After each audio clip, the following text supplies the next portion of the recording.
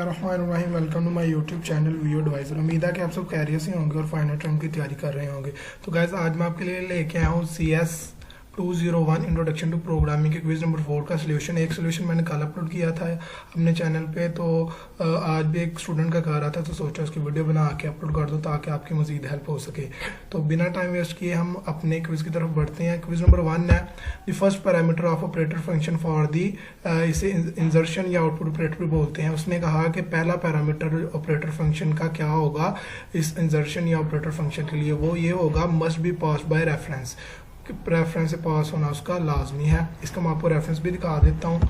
ये देखें the first parameter of operator function for operator या इंसर्शन ऑपरेटर वो क्या होगा, वो होगा must be pass by reference. So question number 1 का करेक्ट आंसर होगा बी वाला, must be pass by reference. ठीक है।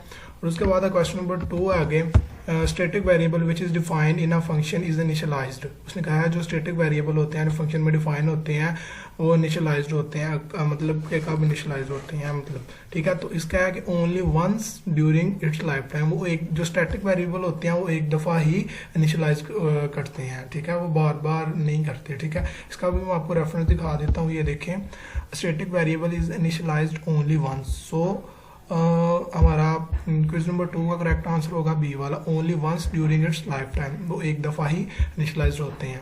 उसके बाद क्वेश्चन नंबर 3 है operator the operator use for dereferencing और इनडायरेक्शन इज। उसने कहा है कौन सा ऑपरेटर यूज होता है इनडायरेक्शन या डीरेफरेंसिंग के लिए, तो वो होता है स्टार, ये वाला स्टार ऑपरेटर। ठीक है। इसका भी मैं आपको रेफरेंस दिखा देता हूँ। ये देखें, the operator use for dereferencing और इनडायरेक्शन इज एक्सप्लेनेशन है star operator is use for dereferencing operator. ठीक है। तो सो क्वेश्चन नंबर 3 का करेक्ट आंसर होगा डी वाला, स्टार वाला, स्टार ऑपरेटर। ठीक है। उसके बाद है we can not define different for dash that already written and not in our control. उसने कहा कि हम फ्रेंड डिफाइन नहीं कर सकते किसके लिए, डैश के लिए, दैट जो पहले से लिखे गए होते हैं और हमारे कंट्रोल में नहीं होते।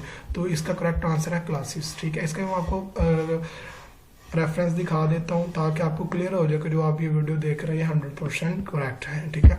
तो इसका ये देखें, we find the define friends for the classes that are already written and not in our control. ठीक है। तो सो क्वेश्चन नंबर 4 का करेक्ट आंसर क्या होगा, ए वाला क्लासेस। ये हमारे जो मैंने पहले वीडियो अपलोड की थी CS 201 की, उसमें भी था, तो इसमें भी आ गया।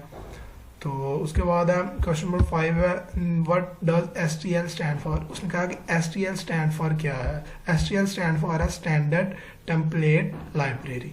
ठीक है। तो इसका भी मैं आपको रेफरेंस दिखा देता हूँ, ये चेक कर सकते हैं आप।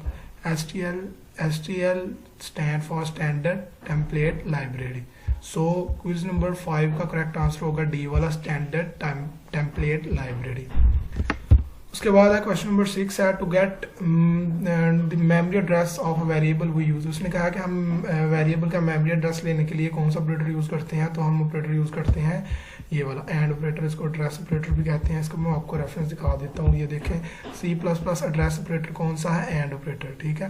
ये देखें C++ एड्रेस ऑपरेटर ये वाला and is use to obtain the memory address. ठीक है। So memory address that is associated with variable. ठीक है। जो वेरिएबल से एसोसिएटेड होती है उसका मेमोरी एड्रेस लेने के लिए ये वाला ऑपरेटर इस्तेमाल होता है। सो इसका करेक्ट आंसर है ये वाला, बी वाला। ठीक है। उसके बाद है क्वेश्चन नंबर 7 आगे, dash variable are defined in the main variable that defined in the main function. ठीक है। तो इसका करेक्ट आंसर है हमारा सी वाला, लोकल वेरिएबल। ये भी हमारा पिछले क्विज में भी आया था, तो इसमें भी आ गया कि कौन सा वेरिएबल होता है मेन फंक्शन में डिफाइन होते हैं। जो मेन फंक्शन में डिफाइन हो उसे हम लोकल वेरिएबल कहते हैं। इसका भी मैं आपको दिखा देता हूँ रेफरेंस। ये देखें, variable that are declare inside a function, जो फंक्शन के अंदर डिफाइन हो या ब्लॉक या फंक्शन के अंदर डिफाइन हो, क्या कहलाते हैं, लोकल वेरिएबल। तो हमारा मेन फंक्शन के अंदर डिफाइन हो रहा है, तो इसका करेक्ट आंसर लोकल वेरिएबल है। उसके बाद क्वेश्चन नंबर 8 है which one of the following is not possible state for the pointer. उसने कहा कि कौन सी मुमकिन स्टेट नहीं है स्टेट ऑफ पॉइंटर के लिए, स्टेट फॉर पॉइंटर के लिए। तो ये तीनों दूसरी पॉसिबल हैं। ठीक है। Hold the address for the specific object 0 and point one the pass the end of object. तो ये तीनों पॉसिबल हैं। तो जो पॉसिबल नहीं है वो पॉइंट टू अ टाइप। तो इसका मैं आपको रेफरेंस दिखा देता हूँ। ये देखिए which one of the following is not possible straight for a pointer. तो इसका करेक्ट आंसर क्या है, डी वाला। ये देखें डी वाला इसका आंसर है। तो पॉइंट टू अ टाइप। तो बाकी उसने एक्सप्लेनेशन में क्या कहा, pointer can be apply can be in only 3 state A B C. तो ये दूसरे तीनों पे घटती है। सो इसका करेक्ट आंसर क्या है, डी वाला point to a type. So quiz number 8 का करेक्ट आंसर होगा सी वाला पॉइंट टू अ टाइप। उसके बाद क्वेश्चन नंबर 9 है, in statement matrix M2 is equal to M1। उस M2 की वैल्यू M1 को असाइन कर रहा है। तो उसने कहा है कि स्टेटमेंट में क्या है, तो ये असाइनमेंट ऑपरेटर इस्तेमाल हुआ। आपको पता है कि assignment operator is equal to होता है, तो इधर इज इक्वल टू यूज हुआ है इधर, ठीक है।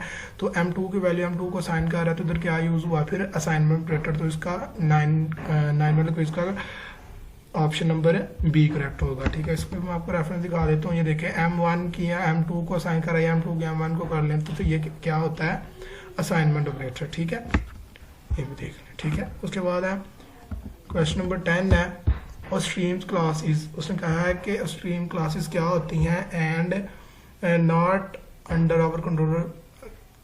स्ट्रीम क्लासेस क्या होती हैं और ये हमारे कंट्रोल में नहीं होती, ये होती हैं built in. Stream classes is built in class, ठीक है। तो ये देख लें, इसका मैं आपको रेफरेंस दिखा देता हूँ। ये देखें, stream class is built in and not under our control. Stream classes होती हैं वो बिल्ट इन होती है और हमारे कंट्रोल में नहीं होती। सो क्वेश्चन नंबर 10 का करेक्ट आंसर है वो है सी वाला बिल्ट इन। मज़ीद इस तरह की वीडियोस देखने के लिए मेरे चैनल को सब्सक्राइब कीजिए, ताकि आपको मज़ीद इस तरह की वीडियोस मिलती रहे और आपकी मज़ीद हेल्प होती रहे। शुक्रिया।